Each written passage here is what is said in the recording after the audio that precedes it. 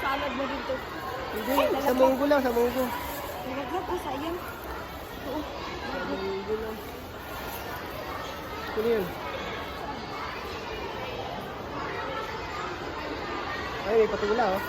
May patula guys, may patula guys. Yun yun ang sabi ni Ate. May patulad yung dalawa.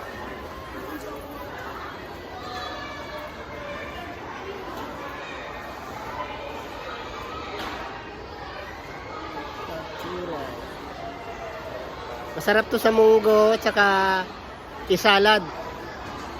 Ibanian mo lang na mainit na tubig. Eh.